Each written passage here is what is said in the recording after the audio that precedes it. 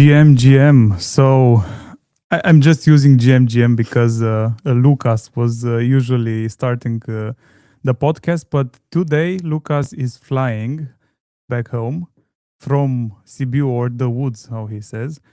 Um, just because we had 2 days packed, I mean, literally packed with discussions. We will talk a little about the discussions that we had. But today it's as we promise it will be a shorter version of the Momentum podcast. We will try to have let's say 1 hour. I have Robert with us. Robert, I'm happy to have you back. Hello. Thanks for having me back. So I was in a little vacation, so I didn't have so good internet.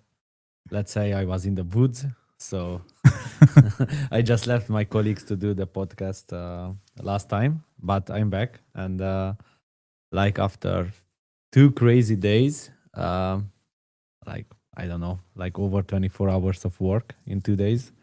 Right now we are here for Momentum and to do, and then I'm not sleeping. I was in the meetings, and I am here. Yeah, welcome back, Robert. And our special guest for today's edition, the episode 7, is Ovidiu Popica, CEO and founder of VeroPay. We've seen so many pictures, so many threads, so many discussions about VeroPay. Welcome, Ovidiu. Thank you, Mihai. It's nice to be here. Thank you, Robert. Nice to be here. A lot of things has been passed in the short period of time. A lot of things will be happened in the next period of time, and a lot of things to share and to discuss. Perfect. When it's about sharing, discussing, and things happening in the future, it means that it can only grow and become better. That's perfect. Yeah. So I think the usual agenda for the podcast is actually to present the agenda. Let's keep that like everybody. Come on, let's try to share a few bits and pieces of the last 2 days. Yeah, let's start. I would ask you like what were from your perspective some of the moments, and then try to share as little or as much as possible. Yeah, so as everyone knows and everyone expects, the next 3 months are going to be crazy. So I'm saying October, November, December. And for that, you need, let's say, a sharp knife to use in the fights that are going to come. But you said it wrongly. It's October, November, December. Yeah, but it looks like now it's down September. Those September, right? Let's leave like the markets, especially for today, out because Wintermute wants a lot of more liquidity and money. So that's it. They playing the games. Yeah. And then it's just the markets crashes a little bit, and then it will rebound.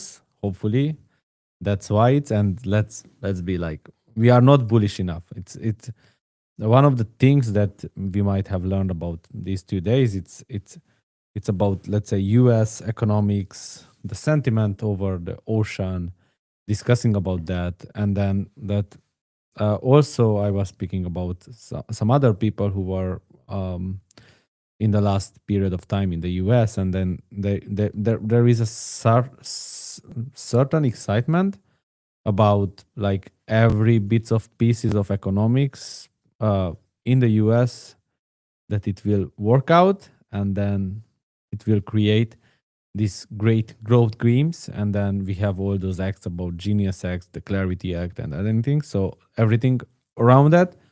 So it's just a matter of time when all the pieces fits together in order to start, let's say, the new kind of momentum.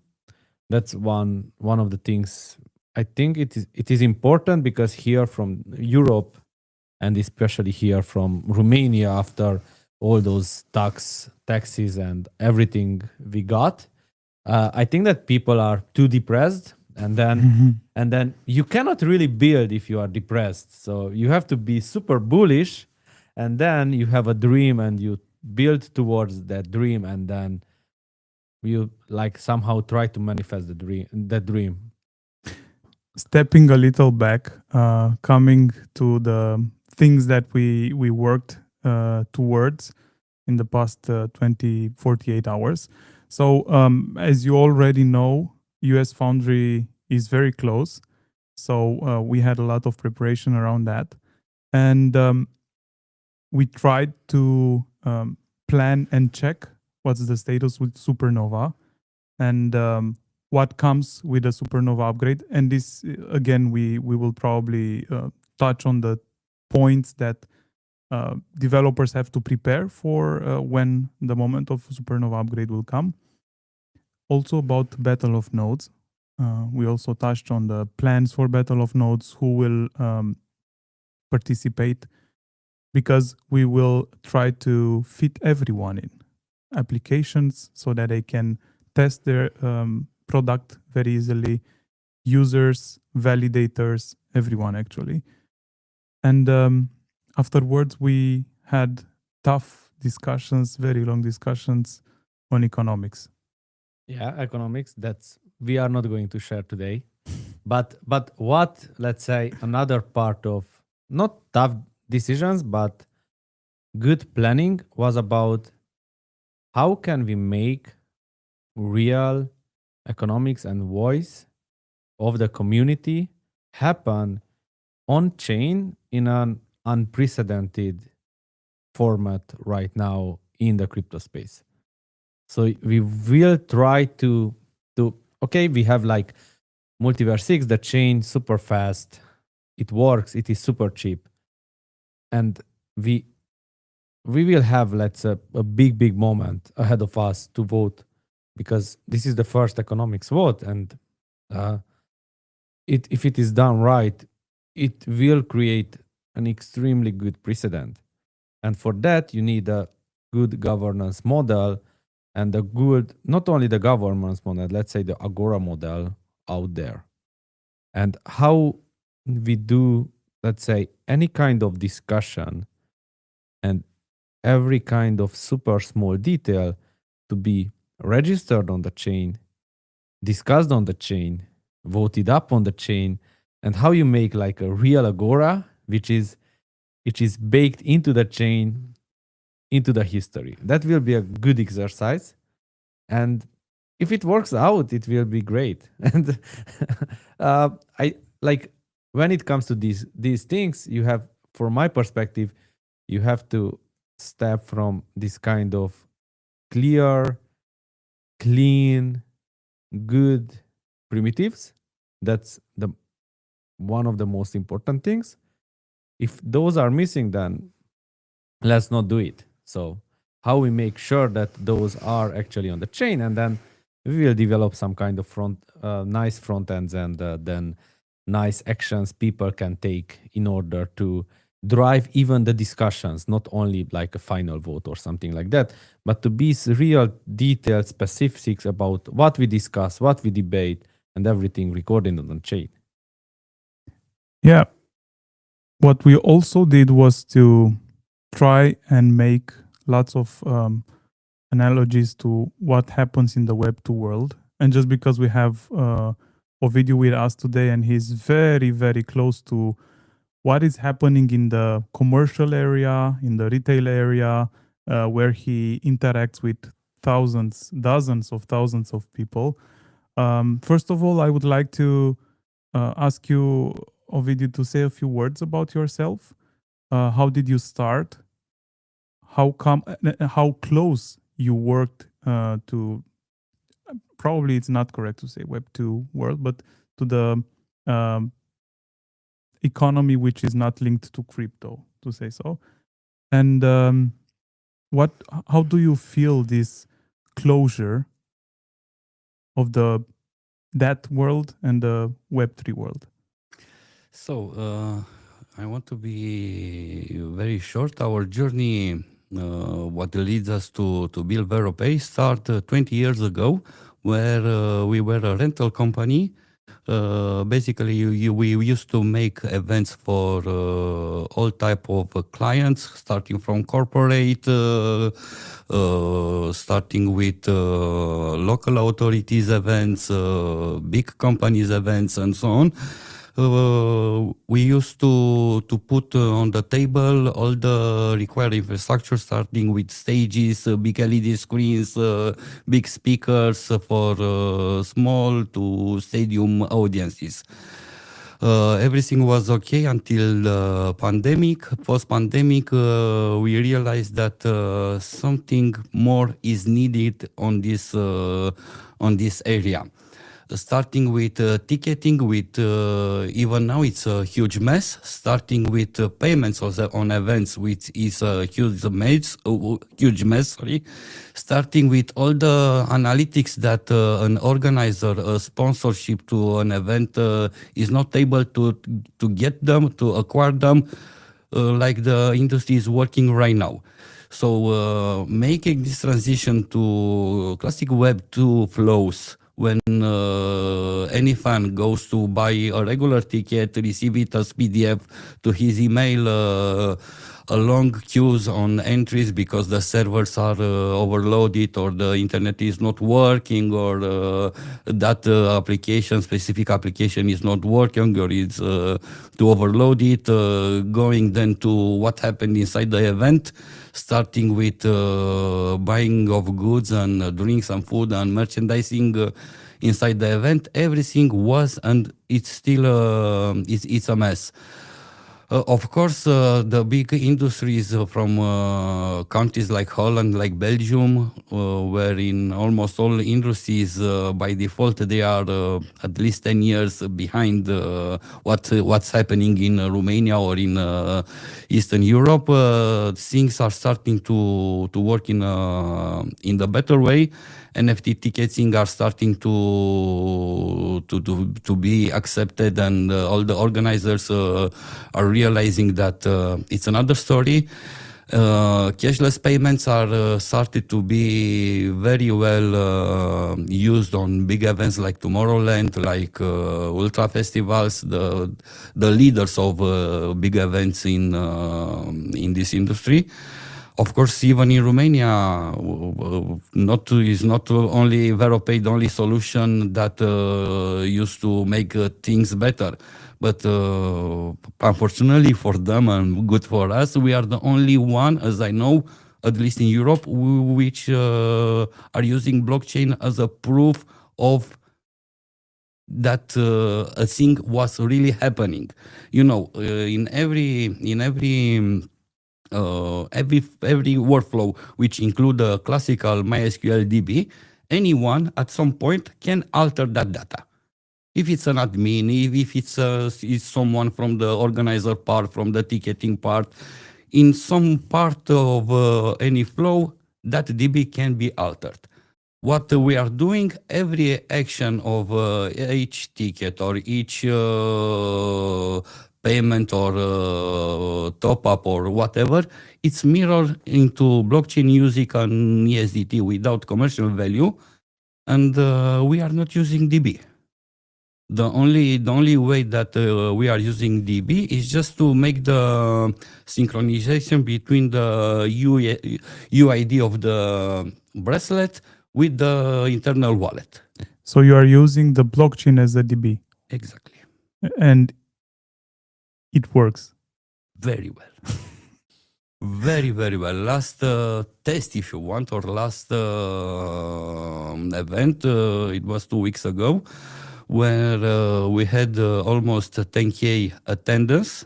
That means over 10K MultiversX new wallets, with over 20K transactions on mainnet, because it's very natural that if you go to an event with your friend, with your wife, with someone, wife, kids, and so on. Yeah, that's not mandatory that each of you to make transactions, to make a top up for each bracelet, and each bracelet to make certain actions inside the event. Normally, even in real life, when we are going to a movie, I buy the tickets, or your wife buy the tickets, and you are scanning the tickets both by your wife or by you, but for 2 or 3 or 4 persons. So if we had over 10K wallets, new MultiversX wallets on each bracelets, of course, not all 10K of them were supposed to make at least 1 or 2 Yeah. transactions. And it's obvious why. Yeah, that's normal Yeah. behavior Yeah. inside events, to say so. But to mirror in real time all the Web2 payments, the callbacks from the payment providers in real time into blockchain, and to count in our backend what's happening on chain, not on some DB tables, it's huge. And I just don't want to talk about the speed, because it is very quick what is happening now. I don't want to think what will happen after supernova, how the protocol upgrade will open us so many doors. It will be much faster than opening your banking app. which, Exactly. Like Exactly. I think outside of Revolut, which banking app opens up in general, the others here in Romania, until you open up and you make you have so much steps to do, and then it is slow in the process. And then when you have this kind of super speed on Supernova, and you just make the transactions, and they are there. The main issue is that that regular Web2 payments, like you said, open the Revolut, make a transfer, which is, from my point of view, the quickest options available on the market. The Web2 payment providers, from my point of view, for sure they will not upgrade their existing infrastructure in order to compete with the speed of the blockchain. This is 100% sure about. I'm 100% sure about it. And maybe the biggest challenge that we will have is, oh my God, and MultiversX is too fast. It's not okay. It's a good problem to have. To put some stops in the code. That's a good problem to have. Yeah. I think that like right now I'm using an electric car, and then one of the let's say issues, but you see this kind of slowness of payments is in when you want to start a charger. I know that there are teams building like their own charging stations. That's cool, but even for those charging stations existing all over the place, like not only here, but only in all over, like in Europe, like they are for them to give you electricity, they wait for the payment to be finalized, and then at least that's like 30-40 seconds or 1 minute or stuff like that. In some places here in Romania, it's like you wait 2-3 minutes, and it's like and sometimes the car could disconnect or stuff like that because stuff. So how easy it is just to have like real on-chain experience. I paid, that's it. About that, I will give you a small spoiler. It's something that we are working on it. Try to figure that you will go to an event, see your favorite band, you top up your VeroPayTech bracelets with, let's say, 500 RON. You had some food, had some drinks, and you have some leftovers, let's say, 200 RON. And next day, you realize that your car is empty. Your electric car is empty. And what if you will be able to use that bracelet for, let's say, Bon Jovi concert, to go next day to charge your car? Oh, that's some alpha. That's cool. That's cool. I like it. You have to check also on the legal side, because it's some value. No legal issue. The main issue is to to make all the providers to understand that the protocol that we are using in the back can be as an universal layer of proofness. Layer. Yeah. Yeah. Not layer, layer. Yeah, layer. And Sorry. that they have to understand that whatever they put on the chain, that's final. Yeah. That's irreversible. Yeah. And Yeah. then you don't have double spend issues, and And you don't if that have to bracelet wait. said it has 300 tokens or RON or euro or whatever you want, it's really 300 there. Yeah. No more or no less. And about how was it called? Guitar Meeting festival. meeting festival. What did you learn from guitar meeting festival? You will be shocked when I said what we have learned.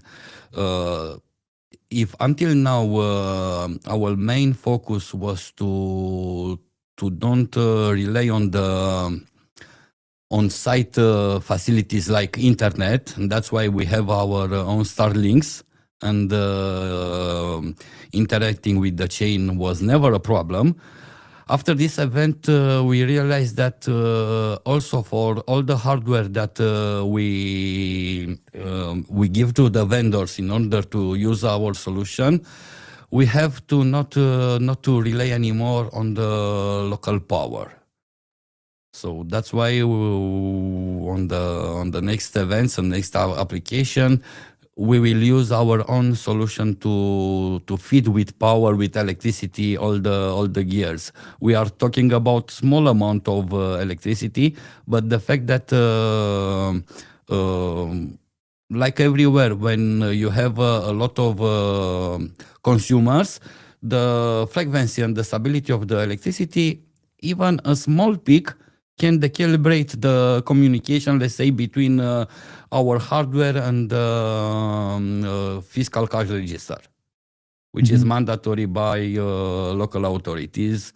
On every selling, you are required by the actual legislation to issue a fiscal receipt.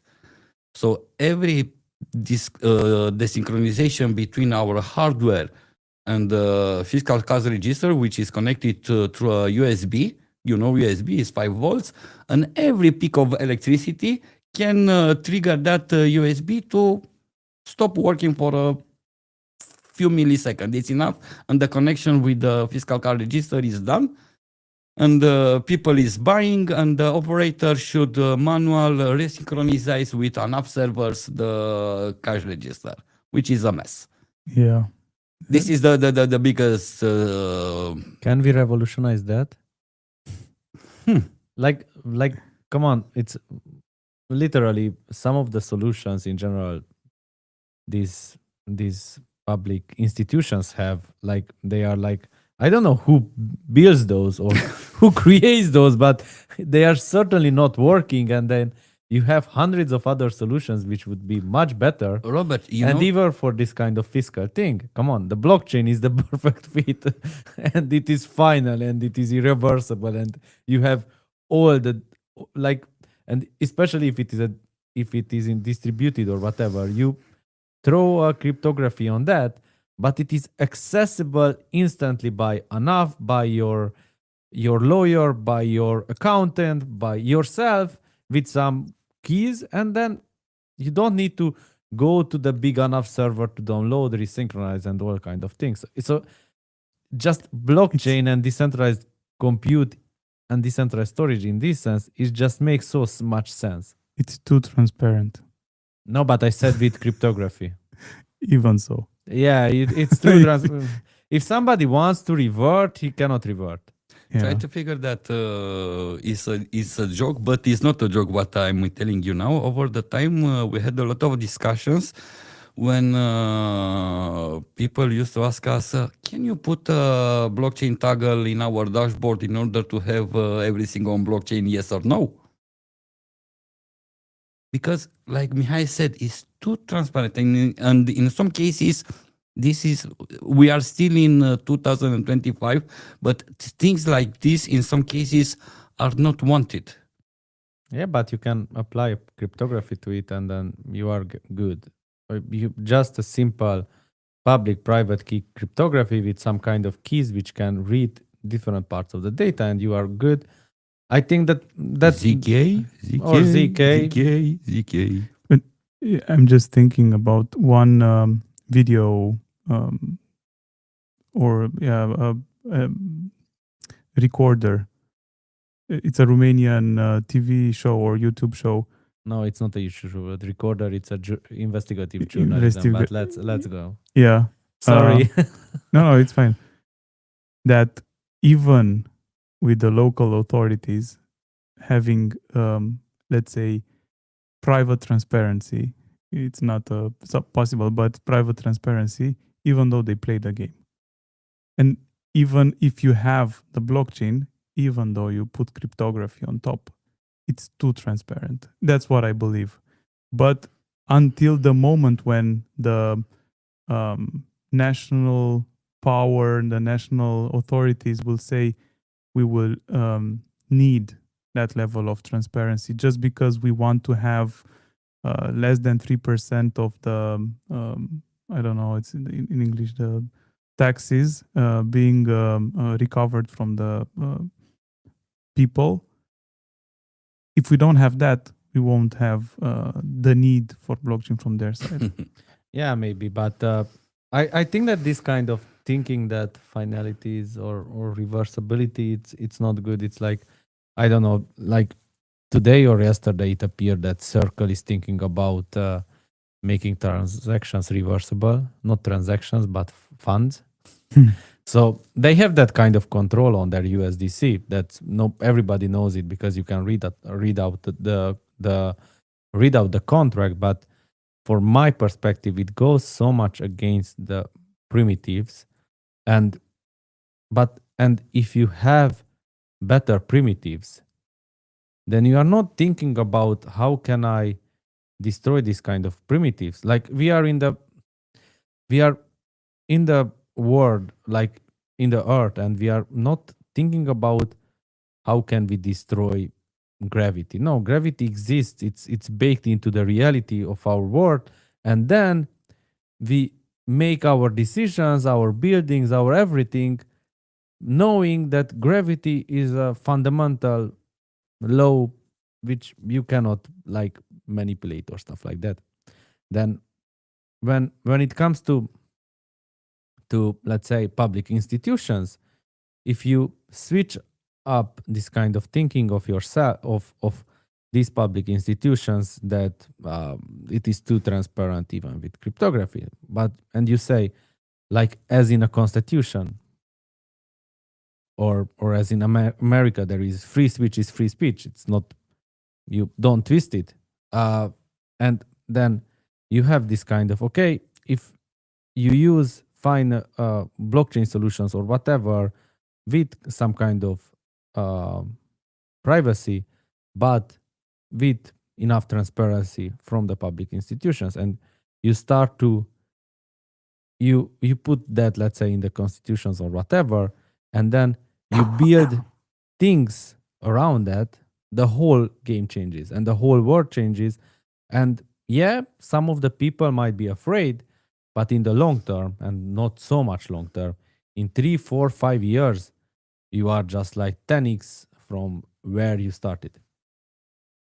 It's a leap of faith in some sense, but if you don't do that, then you are stuck in the same place at all.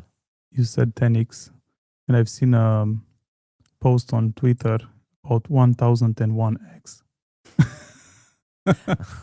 That's a nice transitions to perps. Yeah, so Perpetuals. perpetuals. Robert, what are perpetuals?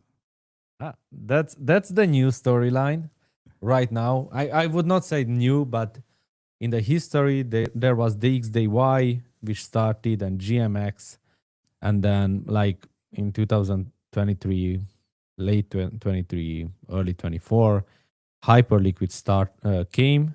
Hyperliquid, and everybody moved to Hyperliquid because they offered a better product. And then this month, after CZ changed from X Binance to Binance and then started to post a lot about perps, um, the movement have started, I think. And then right now there is this kind of, we see this kind of big fight between Aster and Hype, the biggest of the two. And then I think there is a perp everywhere, maybe on, or everybody will start to build perps, including, or we try to, let's say, maybe some of the builders on our chain as well. It's like Perpetuals, it's about trading, much more efficient trading, making people having access to what centralized exchanges has on decentralized exchanges. And then the 1000x, it's about how big of a leverage you can take while trading, and then you can start to trade. You have $100 and you start to trade like you have 10K. Like I'm really simple put it in that. In the chains, from my perspective, there are already hundreds of stories about manipulation, about volumes, fake volumes, and market makers playing the things.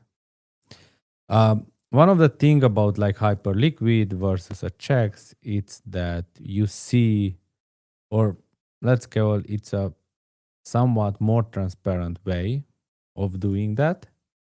Still, like from a user perspective, those funds on hyperliquid, however we want to call, those are not, let's say, real ownership. You don't have real ownership of that because you trust Arbitrum, and then you trust on that, you trust the hyperliquid multisig. But from the user interface perspective, then it's a real clean one. So you said users. Who are the users of those perpetual dexes? Right now, they are like the most important users for this are like the professional traders who are betting on the movement of the price. So they shifted from centralized exchanges to this, let's say, semi or decentralized exchange. Yeah, they some of them shifted because let's say the centralized exchanges did not play the game fairly. I think that Wintermute is like the biggest gainer this year in terms of how much wealth they made in 1 year. There were it seems that they had all kinds of deals with exchanges. And then Hyperliquid wanted to break this out and then have everything on a chain with some kind of transparency. So, and then the checks cannot play with you. So some of the market makers and some of the professional traders went into this into this place of like Hyperliquid. And then the thing is that Perpetuals as a product, for example, in Europe, you cannot access it because of regulations, and there are like tens of other countries where you cannot access it. And when you build it on a decentralized chain, I would again argue that Arbitrum is not decentralized and Hyperliquid is not decentralized. But if they made their case and they somehow the regulation let people to access the front end, okay, that's it right now. Then everybody can trade much more simpler in that way, and then you don't need the KYC or MLR stuff, and then you are protected somewhat against the manipulation of the checks. I think those are the main users. What they did, let's say, pretty clearly, and in terms of why it is interesting for an L1 or why it is interesting for economics, because it's important for economics. And then one of the truth bombs is like buybacks. Let's say buyback equaled you. The thing is that when looking right now, the two biggest revenue generators for the last, let's say, 2 weeks, or maybe right now the top three are like Hyperliquid, Aster, and then Pump.fun. Like revenue generation, actual revenue generation on chain. And then it is Hyperliquid and Aster are the top on this. And it is a super clear model why and how this kind of trading, then this kind of perpetuals can create not only transactions, but also revenue on chain. And the revenue is calculated in general in USDC or in whatever the base. But you have a stable coin, which is a base for the perpetuals. And then, so when you have those kind of revenue, and let's praise, for example, Hyperliquid in this sense that they use 99% of the accumulated revenue to buy back hype. And that's wonderful. And then it just opens up your idea, okay, that blockchain, it can be used for tons of things, and we can revolutionize everything.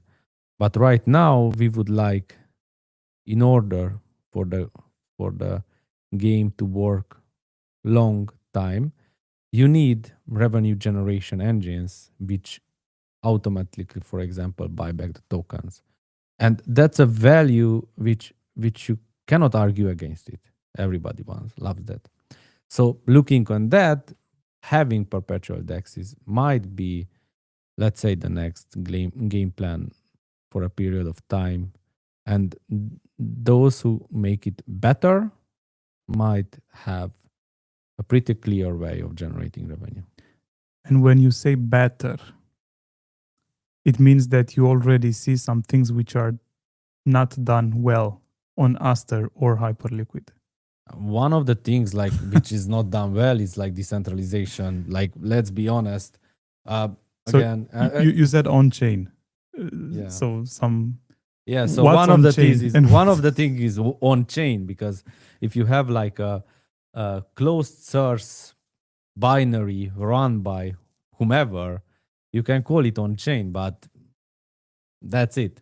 You can say that there are some proofs, but again, not ZK proofs, a lot of things, and then those bridges, which let's say the users deposit their stables, those are actually some multi-sig contracts where they just deposit, and they're you don't have any kind of assurance that okay, those are that I have real ownership on that. No, you trust Hyperliquid, you have a lot of trust. And then I think that it is a fallacy to go into that. And if we are in a decentralized world and we want to revolutionize the world, if we lose the basic primitives, then why are we building? Like it just doesn't make sense. And again, looking in this sense, this week was a lot of back and forth, and then Vitalik wrote that Base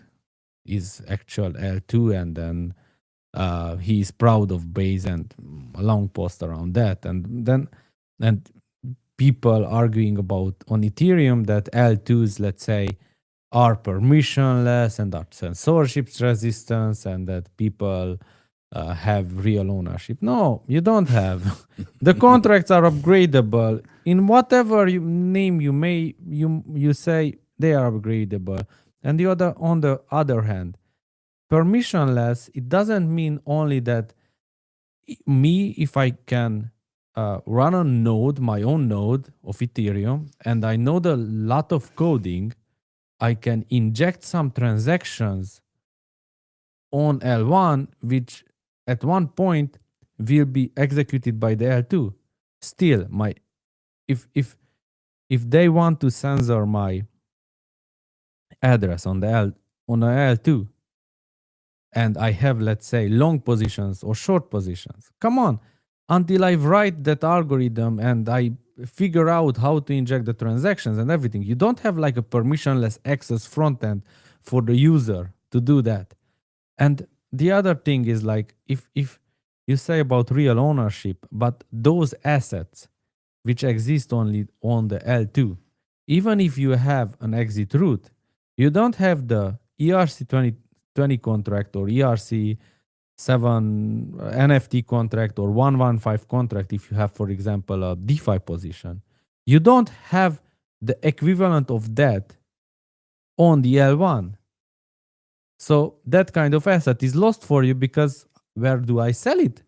Whom do I send it? It's like, and again, for it's if we should not go down this road where in order to speed up the things or in order to make things faster, we eliminate decentralization. 100%. And just because you mentioned having long and short positions, we are coming back to, I believe, one point that we did not cover in the world of perpetuals. Why is long and short? Why are long and short two key words? Because in general, they are like the two players, those who make longs and those who make shorts. And then at one period of times, for example, once per 8 hours, that's on Hyperliquid, the longs and short positions are resolved at the market price. So if you are in a better position, if the longs are winning, then the shorts are paying for the longs, and if not, then the longs are paying for the shorts. And that's how you resolve the price. Like you resolve the positions at every X hour according to Oracle prices and according to the central limit order book on the existing perpetual. And now, before going further, okay, order books. I think our audience will have to probably educate themselves a little if those words are new to them. But what's the difference between Hyperliquid and Aster? Main difference. So one says that it is more decentralized than the other, but come on. Okay, let's say that's a lie. let's say, okay, they are somehow decentralized, okay? But what else? Right now, as it seems, Aster has more features, like they call them themselves dark pool, for example. But these dark pools are not resolved with actual cryptography. No, they are just some of the. If you pay enough, if you have enough Aster, then and you are in a pro mode, you can use some transactions which don't go into the public mempool, but they go only to the validators pool, which is not seenable. But come on, in the backend, the actually who is running the validator, he has more information about you. So there is an asymmetric information difference there. Another big difference, or what Aster introduced, is the simple mode, where a user can bet with a leverage of 1000x for like short period of times of positions, and then they have a return of investment, or like a maximum, you can get a maximum return of investment of 500% or 300%, and these kind of bets, these are more bets, more like bets, and those happen in like on top of a community pool. So that's not like true perpetuals, but like a leverage trading system. That's a new thing, let's say, compared to Hyperliquid. And then they have some kind of different model on the token economics. And then I think that Aster is planning to have the airdrop, and then Hyperliquid already had the airdrop. Yeah, so it's an airdrop game now. But staying at long and short, I'm curious, Ovidiu, what plans do you have on the short term and on the long term? You are so good with this kind of transitions. Tell Lucas. What I wanted to say about what Robert said in details, I'm sure that all kind of these products like perpetuals, like all DeFi products are needed, and on some point it will be really required and required by a lot of amount of people. But let's be honest, right now when we are talking, if let's say from my point of view, under 10% of people are using blockchain in any form. From that, under 10%, maybe maximum 2% are using complicated DeFi products or perpetuals or whatever. What I wanted to say that from my point of view and for all the builders that are looking right now, is to try to use blockchain how it was supposed to be used in real life. Real life is not tied to DeFi protocols, to perpetuals, to 1000 short and longs. Real life is tied to actions that we are doing in every day in our day-by-day living. And from this point of view, I believe that not only on MultiversX, on all our other blockchains, the focus is not yet pointed on developing and find new solutions in order to use blockchain for what it really matters. What it really matters, like Robert said a few minutes ago, is to make a vote on blockchain, is to have all the public institution finances on blockchain, to have all our medical data on blockchain. This is how it's really matters. And beside that, my take is that it's not enough to prove to the people, to the institution, that blockchain can solve a lot of things. We have to show them that it really works. It's working. We don't have to teach them complicated backend algorithms and overcomplicated math formulas. Just let's find that way in order to show to the world, to the people, look, it's working, and it's 100% unalterable, and nobody and no one can alter those data. This is what we are trying to do, and I'm sure that maybe only few percent of our amazing builders that we have on MultiversX community will start thinking for real life problem and usage of the multiverse blockchain. Things can be huge. And the final thing that I want to say, I'm really afraid to think what it can be done after stable coins will arrive on MultiversX. And you're afraid. I'm afraid. Think about it. In a good sense of speaking. Did you already think about a use case that you can integrate to your product? Oh, of course. Of course, try to figure to make the settlements directly with Euron or native stable euro, directly with any vendor, any organizer. Then I'm rude what I will say now, but some businesses will go down because they will be useless. Try to figure to a payment provider or a regular bank, which only now, because they are there on that position, they are they have the power and the position to charge through % for nothing. For nothing. From our point of view, thinking about our technology, but they have their own reasons why the 2% or less, up to 2% are charged. And that's why like they are fighting back. Yeah. Let's be honest about Of course. about it.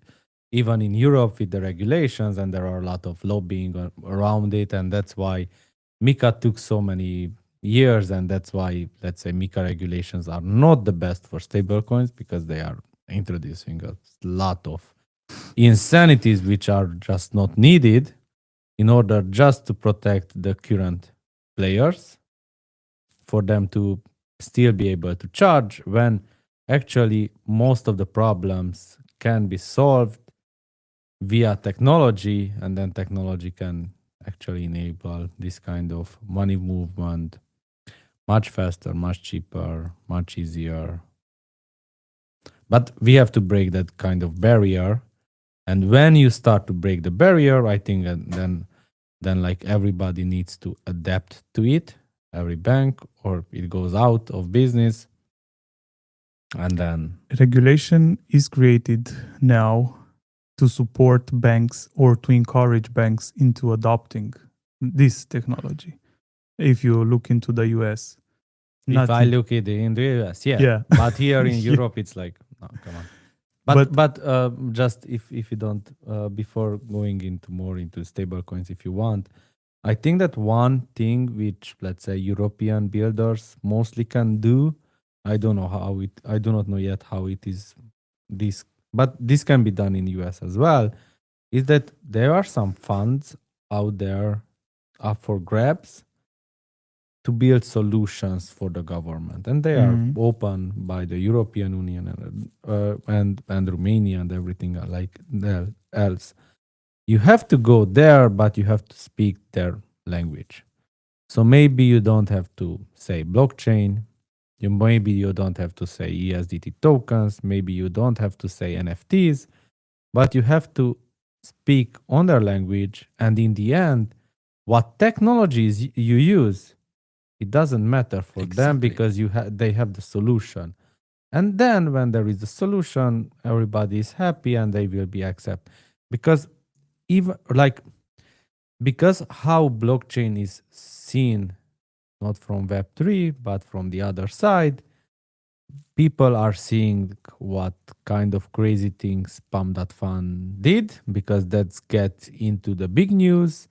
What people see and what gets into the big news is how much money is lost there because of scammers or because of hacks, and all this kind of only price go up, price go down. And then every time you mention, like for example, for a public institution, that blockchain or something like that, they have so many like bad things deposit because of the media already, let's say with them, that just because of that they will start to reject it. And then you have to have like 1 week of explanations for them least. why, or 1 year or 3 years or whatever. But if like, I think that right now just use AI, give some prompts to it, like to beautify that you will use some kind of technology and don't mention blockchain and NFTs, and then you can apply for European funds and then revolutionize some of the industries through the technology as it should be in. Because sadly the technology, like the blockchain technology, is super beautiful, but because too much fixation on the price, it got a bad name. It will change. And last time we discussed about the fact that Stripe will have their own layer 1, Circle will have their own layer 1, Google are going to have their own layer 1. And again, this is not good because none of those layer ones are natively interconnected, natively composable. Everybody is creating his own island, and this happens because of the fallacy of non-development. Again, we have like 3 minutes before closing. Um, really? Yeah, Okay. we are at 1 hour. So, what I wanted to say is just how popular blockchain became lately, and thinking about the fact In the US, in the world. So I've in the seen US. also in the US, I've seen a graph saying that um, a list of companies sorted by the revenue created per capita of employee. And number 1 was Hyperliquid. Number 2 was Tether. Number 3 was OnlyFans. 4, I think it was also a blockchain project. And then we had Cursor, and then we had the AI companies. Unbelievable. Yeah, so this will mean just that the things are. So we were talking for the past 5 years. Blockchain will change, will be adopted, will do this and that, and so on. And those things are happening right now. We just have to um, seize the moment and be happy that we are this time make it profitable. But I think before closing, just because we have 2 minutes plus 5, Not +5. I have to drive here today. just one thing. So we asked Ovidio about the long and short term plans. He shared something here and there. Now, what long and short term plans do we have? Oh, short term, like It's important. like a short term, which a crazy short term. But this year, whole year was crazy in development, and that I think that we made some kind of. I think we have insanities. 14 weeks in a row where we were in top 7 most let's say chains with the highest velocity. Yeah, but I think that it's continuous, this kind of thing. Especially this year, it works. Long and short term plans. For the short term, it will be especially this kind of governance process, discussion process around economics. That's, let's say, So it's happening. it's happening.